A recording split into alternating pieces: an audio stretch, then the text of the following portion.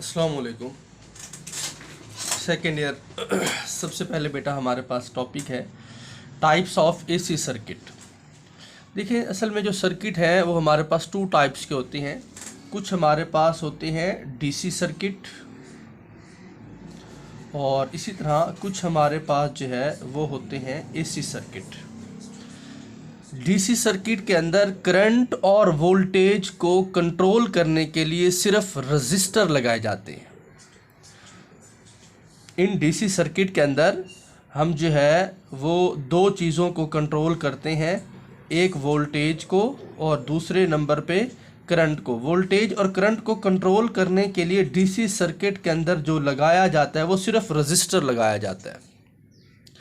जबकि अगर हम बात करें एसी सर्किट की तो उसमें वोल्टेज को और करंट को कंट्रोल करने के लिए तीन सर्किट लगाए जाते हैं। तीन तरह के कंपोनेंट लगाने पड़ते हैं। पहले नंबर पर रजिस्टर, दूसरे नंबर पर कैपेसिटर और तीसरे नंबर पर इंडक्टर। ये डिफरेंस है डीसी और एसी सर्किट में कि डीसी सर्किट में वोल्टेज को और करंट को कंट्रोल करने के लिए सिर्फ रजिस्टर लगाया जाता है, जबकि एसी सर्किट के अंदर वोल्टेज और करंट को कंट्रोल करने के लिए रजिस्टर, कैपेसिटर और इंडक्टर लगाए जाते हैं। ये वो सर्किट है जो इनको कंट्रोल करते हैं। तो चैप्टर नंबर जो 16 है वो इसी हवाले से हमने एसी जो सर्किट है उसके अंदर हमने वोल्टेज और करंट को कंट्रोल करना है। तो नेक्स्ट हमारे पास जो टॉपिक है वो है जी एसी थ्रो आ रजिस्टर।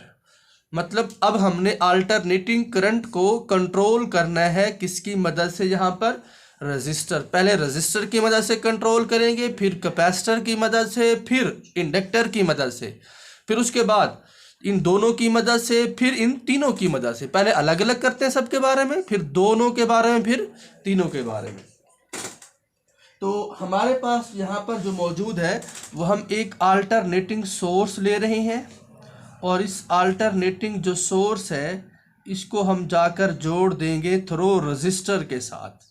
ये हमारे पास एक अल्टरनेटिंग सोर्स है।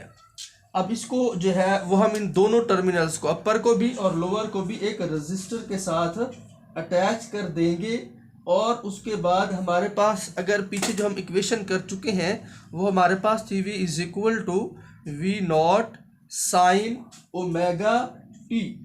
यहाँ पर बेटा जो V नॉट है वो पीक वैल्यू को जो है डिनोट करती है और ओमेगा जो है वो एंगुलर फ्रीक्वेंसी को शो करता है। तो फिर हम इसको एक्सप्लेन कर सकते हैं अकॉर्डिंग टू ओहम लॉ। वो ओहम, इसको हम इक्वेशन 1 का नाम भी दे सकते हैं। ओहम लॉ क्या होता है? V = IR। हमें यहाँ से I चाहिए तो I = क्या हो जाएगा? V/R। देखिए ये V किसके इक्वल है? V not. तो इसकी जगह पर हम पुट भी कर सकते हैं। क्या हो जाएगा? V = V not sine omega T/R। अब इस इक्वेशन का मतलब क्या है? अगर हम इसको करंट के मुताबिक एक्सप्लेन करना चाहें तो उसके मुताबिक भी कर सकते। अगर I नॉट हो तो यहाँ पर हो जाएगा V नॉट/R हो जाएगा। इसी तरह इस इक्वेशन को हमने वोल्टेज के लिहाज से एक्सप्लेन किया, करंट के लिहाज से भी कर सकते। तो क्या बन जाएगी? I not sine omega T. ये इक्वेशन नंबर 2 बन जाएगी। इसमें बेटा अगर हम इस इक्वेशन को और इस इक्वेशन को देखें तो इसमें हमने पोटेंशियल वोल्टेज की बात की है और इसमें हमने करंट की। तो याद रखिएगा इन एसी सर्किट के अंदर अगर हमारे पास दो चीज़ें जो है वो इन फेज हों, कौन कौन सी? एक हमारे पास बेटा वोल्टेज है और दूसरे नंबर पर हमारे पास करंट है। अगर ये हो इन फेज, इन फेज का मतलब है सेम पैरेलल हो। क्या होने चाहिए? पैरेलल। अगर पैरेलल है मतलब इन फेज है, तब जो है हम कह सकते हैं कि हमें फिर जो है वो मैक्सिमम या फिर मिनिमम वैल्यू हासिल होगी। इस तरह हम ग्राफ बनाते थे, मतलब कभी वोल्टेज करंट मैक्सिमम, कभी मिनिमम। तो इस तरह मैक्सिमम भी हो सकते हैं और मिनिमम भी हो सकता है। लेकिन शर्त क्या है अकॉर्डिंग टू MCQs?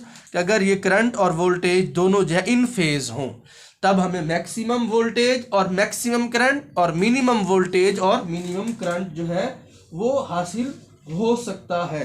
इसी तरह हम यहाँ से रेजिस्टेंस भी फाइंड कर सकते हैं। वो क्या होती है, R is equal to V/I। हम इस हवाले से देख सकते हैं कि हमारे पास R is equal to V/I, चाहे वोल्टेज हो या करंट हो, तो ये इनमें इन फेज होता है, या इसके अलावा जो है रेजिस्टेंस उसकी अपोजिशन करती है या फिर उसकी जो है वो मुखालफत करती है। इस तरह हमारे पास एक फार्मूला था पावर के हवाले से, P is equal to I² R। अब देखें हम इसको कैसे जो है वो लिख सकते हैं। जैसा कि आपको पता है यहाँ पर I इज इक्वल टू क्या होता है, I इज इक्वल टू इस इक्वेशन के मुताबिक या इधर से ले लें तो वो हो जाएगा हमारे पास V/R। फिर ये इक्वेशन क्या बन जाएगी, फिर बेटा हमारे पास अगर इसको मैं डायरेक्ट लिखना चाहूँ तो ये हो जाएगी V²/R। यहाँ पर जो पावर है इसका यूनिट होता है वॉट, जो पोटेंशियल है इसका यूनिट होता है वोल्ट, जो रेजिस्टेंस है इसका हम यूनिट लेते हैं ओहम। तो इस तरह अगर करंट और वोल्टेज इन फेज है तब हम मैक्सिमम पावर और मिनिमम पावर को हासिल कर सकते हैं। Thank you.